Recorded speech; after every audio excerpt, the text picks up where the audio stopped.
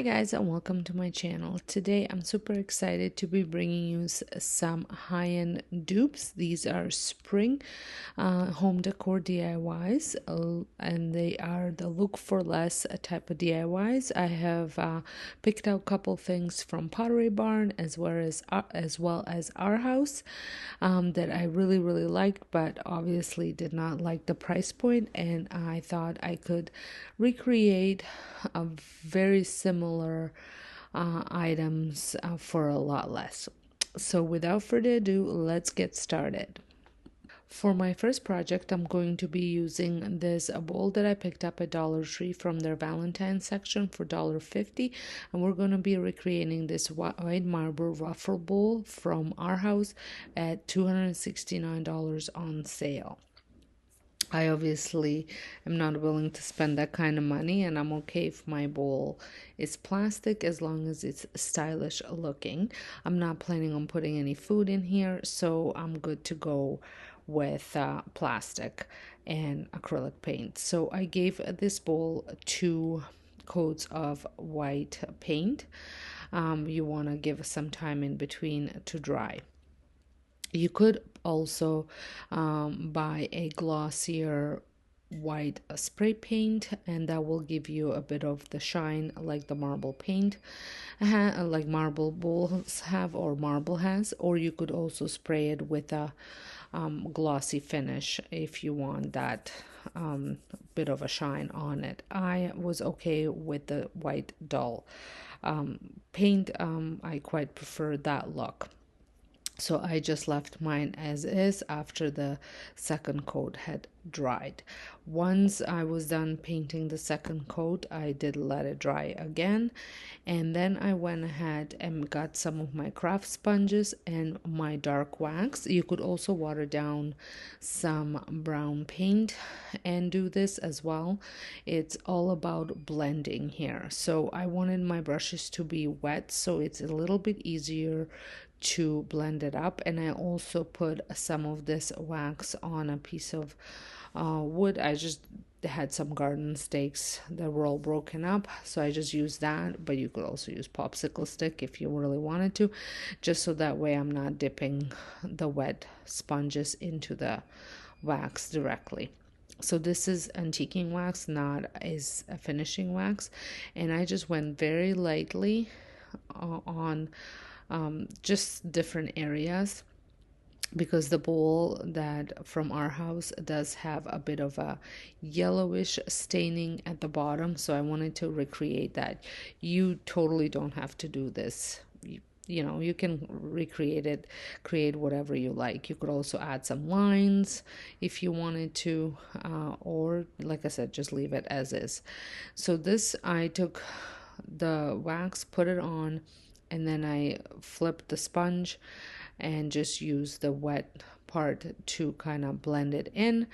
And then on the areas where I went a little bit heavier, and I ended up adding a little bit of paint, white paint, just to, like I said, just to blend it all in.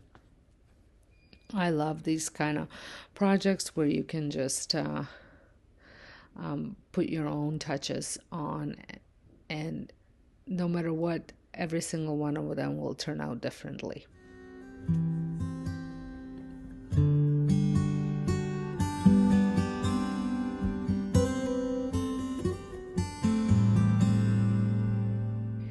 I think this is going to look great with some Easter eggs or some spring, even some spring flowers in there. I can't wait to use it. So the next project, I'm going to be making some Easter eggs.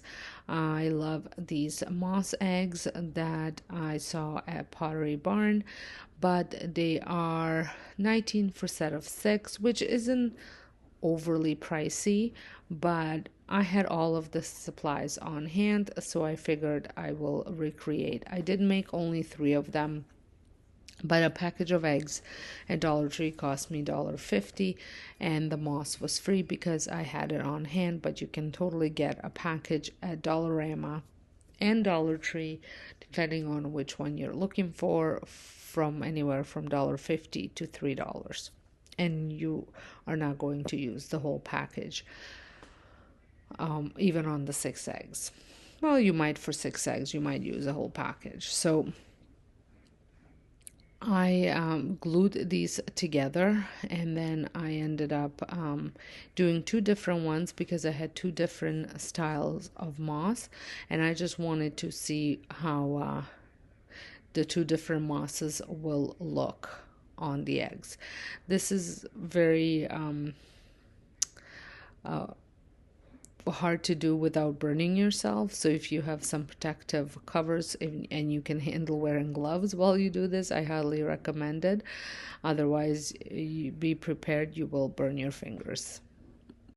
So I believe the first moss that I'm going to be working with is called a deer moss, and I was just trying to scrape off a little bit of the dirt from behind it, just so it's a little bit thinner, not as thick. You don't have to do this.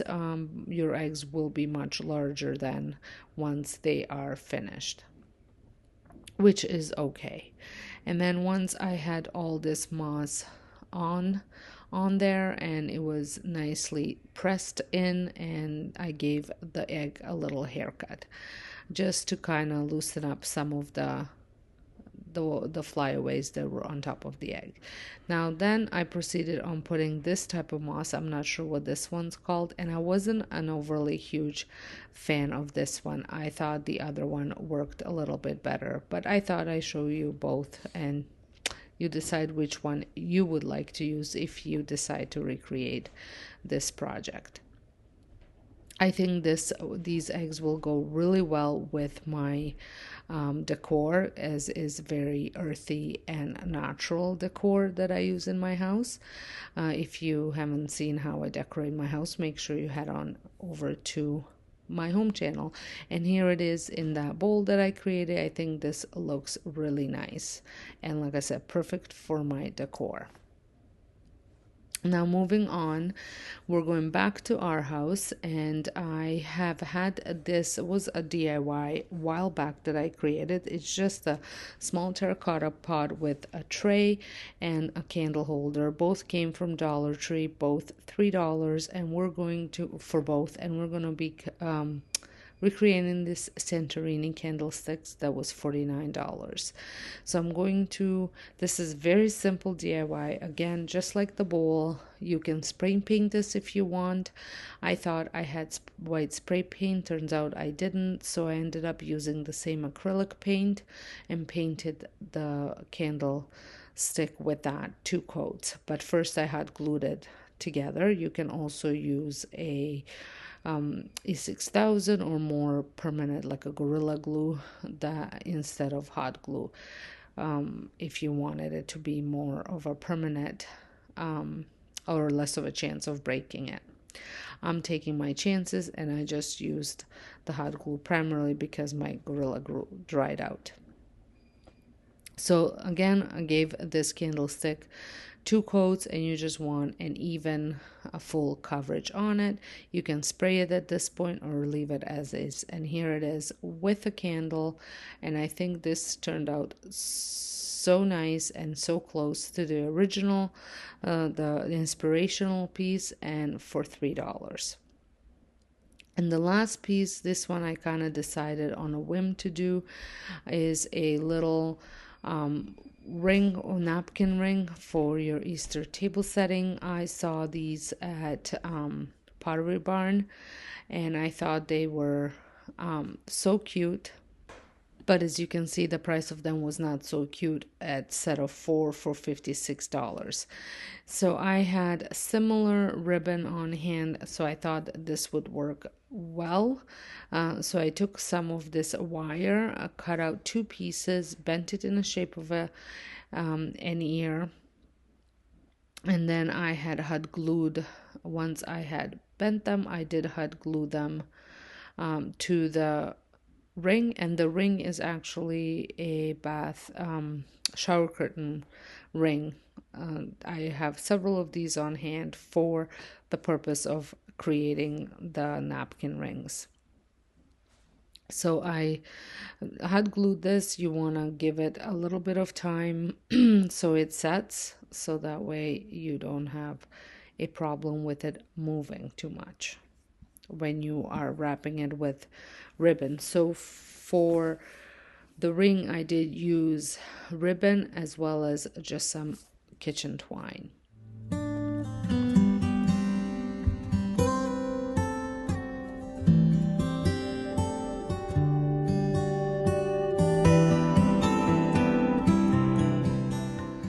So once it had a little bit of time to set the glue, I ended up wrapping the ribbon onto the ear. You could go the other way. I would just make the ears a touch smaller, so that way you can cover it with the width of the ribbon.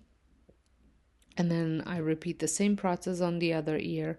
I do trim off the excess ribbon first on the bottom, and then once the glue had set on both of them, I do trim it around the wire as well, just to shape the ear a little bit better. This does turn out looking a little different, but definitely the idea was there. I was even debating taking the twine and just wrapping it around the ear as well, which is another option if you don't have this type of ribbon. I had this on hand, so I wanted to use it, as it's a bit of a awkward ribbon to use, as it doesn't shape very well. So I was glad that I figured out a project that I can use it on. So once that was on, I went ahead with the twine and just wrapped it around. First, I wrapped it a little bit around the ear just to smooth out, so you don't see the cuts of where I cut the ribbon off. And I'm not putting hot glue everywhere, just in certain spots, so that way it just stays in place. So I would wrap it a couple rows, and then I would put a little bit of hot glue, and then wrap some more, and then a little bit of hot glue, so that way you have somewhere to hold and you're not burning your fingers all the way through, and it does keep things in place. So I will be making 4 of these. I did here just to show you how I'm going to be making it, but I will be creating 4 of these just for our table setting. And several weeks ago, I did share quite a bit of table setting stuff that I did, dupes that I've created from Pottery Barn, and I'm excited to use those during Easter festivities, as I absolutely love the placemats as well as the napkins. I'm gonna show you here with a different type of napkin, just so I can show you how the white looks against colored, but I am contemplating using my natural linen ones instead. So here is the napkin ring, and I think it turned out so cute. Well, this concludes my video. I hope you guys enjoyed it. Make sure to give it a thumbs up. Don't forget to hit the subscribe button if you're not subscribed, and I'll see you all in my next video. Thanks for watching.